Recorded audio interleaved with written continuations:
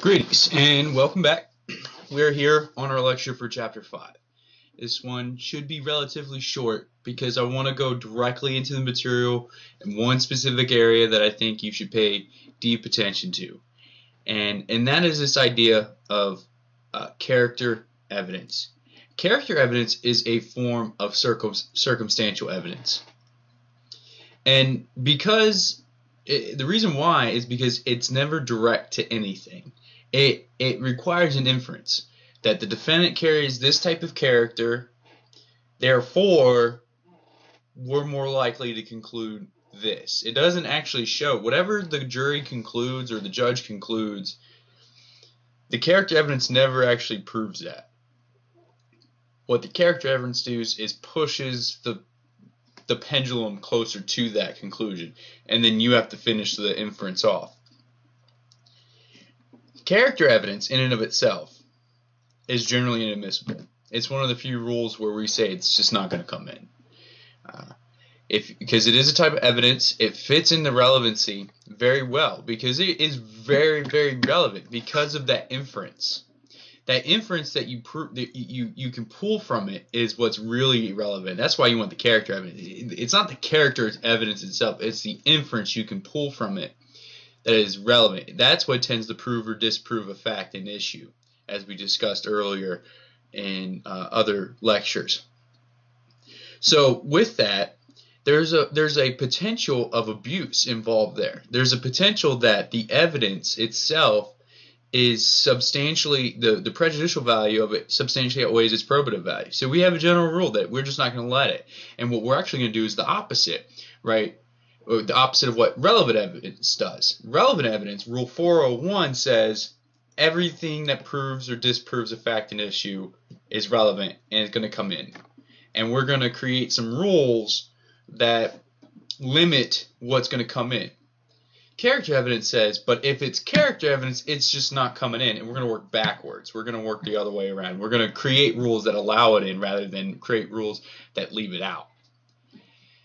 So, blanket rule of just not coming in. Here are some exceptions. The first one is that the defendant opens the door. The defendant can always open the door to the issue of character, whether he or she had the character to commit the crime. Or not necessarily commit the crime, but have the character to satisfy one of the elements of the crime.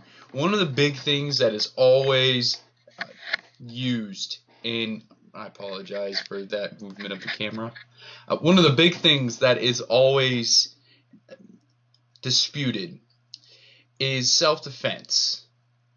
And that opens the door in of itself because self-defense presumes that the victim was the initial aggressor. So if the defendant in a homicide case, for example, and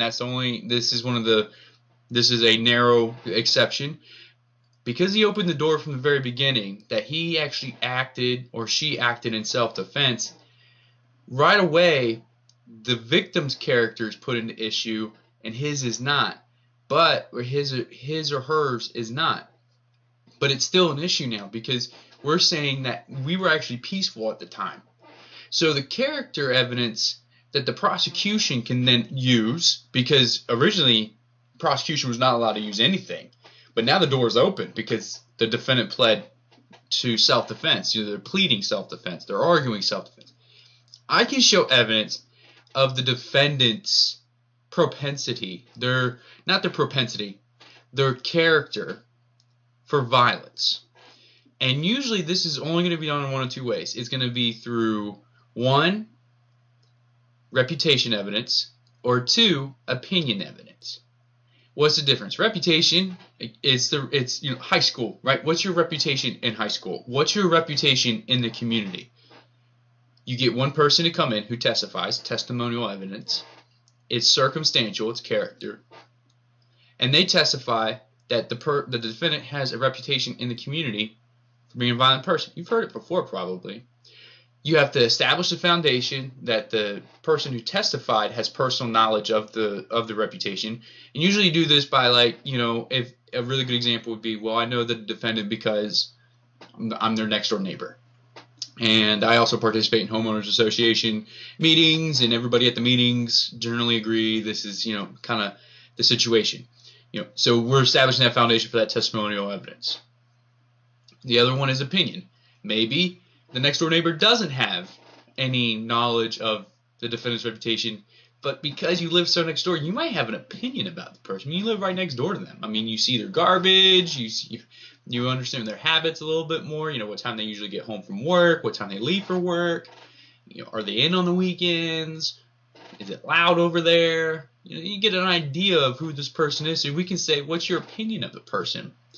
By, through your personal observations and your communication with the defendant. So that's opinion, your sole opinion. There are other ways a defendant can open the door. Maybe the defendant doesn't plead to self-defense. Maybe, let's say the crime is actually for forgery, and the defendant opens the door by admitting testimonial evidence of a character witness. Meaning, take me for example, the defendant calls me to the stand and says, hey, I want you to sit on the stand and testify that in the reputation I'm known in the community for having a reputation of being a truthful person, right? Because forgery is a crime of deceit. So you have to have the intent. You have the intent to defraud. And if I get on the stand and I say, well, he has a character for being a truthful person, well, that creates some doubt. There's a reasonable inference. Well, how could he really, commit this crime if he has a reputation in the community for being truthful? So you can kind of see where that inference is being drawn, why it's circumstantial evidence. Another form of character evidence that is admissible, it's an exception to the rule, is this idea of mimic evidence or other uses. So the rule 404B for West Virginia 404B and Federal Rule 404B state some exceptions to prior action evidence. It doesn't have to be crimes alone. There doesn't have to be a conviction. It could just be prior acts. That's what we usually refer to it. And in law school, they teach us mimic, like I'm mimicking you. And it's spelled M-I-M-I-C, mimic. And it stands for motive, identity, absent of mistake, that's the M, that's second M, I for intent, and C for, I apologize, went blank here, cooperation, common scheme and plan, my apologies. So again, that is motive, intent, lack of mistake, identity, and common plan and scheme. And we call that mimic evidence, and we can use this prior evidence as an actual action, So sometimes it could be a real piece of evidence, real evidence of the prior act, or it can be someone who testifies to observing the prior act. And the idea is that because of this prior act, it shows a motive to commit the crime you're currently charged with, or it shows the intent that you had the intent to commit the current crime charge. One of the best forms that I can tell you about, one of the easiest hypotheticals to understand, is this idea of there's a string of burglaries, and they're very unique. And so they're so unique that, say, like there's a calling card always left, okay? And let's say, for example, that the defendant has a prior conviction for the same offense of burglary where there was a calling card. The same calling card that has been found in these current burglaries are ongoing. We haven't gotten any evidence that says the defendant actually did do it, but we have this prior conviction that there's someone out there who's been convicted of doing the same exact thing. Maybe he went back to his life of crime. We will use that prior act evidence, even though it's a conviction. It's not really the conviction. It's the fact that the fact that it was a conviction is actually more credible. But we'll take the action that he did, leaving this calling card and saying, hey, this is identity of the current burglar because this same calling card was present. And that's really good ways when you talk about investigations. If you're looking for someone who has committed a crime, think about the evidence you obtain in the crime scene itself? And does it remind you of any prior very unique pieces of evidence? Does it remind you of any uh, prior situations where you had been involved in a crime that a defendant was convicted, et cetera, et cetera? That's really useful information in an investigation. It's also useful at trial to convict, to establish the identity of the person, the intent, a common plan to commit these crimes. All very useful. The next thing is that it's an element of the crime. So character evidence is allowed if it's an element of the crime, or the defense, if it's an element of defense. So this is a very unique one because usually character evidence is only allowed and it's only presented in reputation or opinion evidence. But now we're allowed specific instances of character involved. And one of the real big ones that is involved is that you would probably potentially be involved in as a criminal justice student is this idea of child endangerment or child neglect. These are all crimes. And because there's a certain element of what's in the best interest of the child involved, and that kind of goes involved, using prior acts of the parents to prove that they did in fact commit the crime of child neglect or child endangerment. We can use specific instances. We don't have to rely on, well, yeah, the parent does have a reputation in the community for being a bad parent. That's not really going to help you out too much. I mean, it helps, but what's really going to be allowed is because an element of child endangerment or child neglect is that you neglected the best interests of the child, which is a propensity argument. It means that you acted in a course of conduct that was not in the best interest of the child. That's an element. So we got to get evidence. We have to get evidence. There's no other form of evidence that satisfies that element. So the fact that it's an element of the crime or the defense, that's the third exception. And the last exception is actually prior convictions. And this relates to Rule 609 of the federal rules and and also of the West Virginia rules.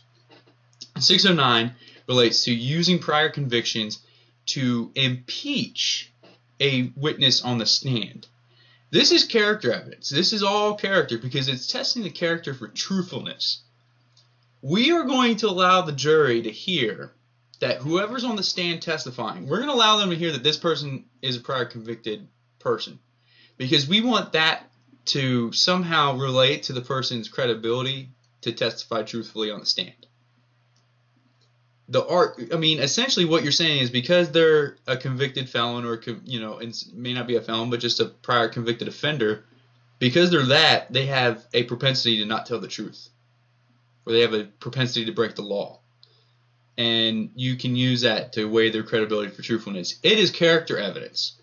And we can do that in court, and it happens quite often. It doesn't happen for the defendant all too often. One, because sometimes the defendant doesn't take the stand. The defendant doesn't take the stand, you can't test their credibility for truthfulness.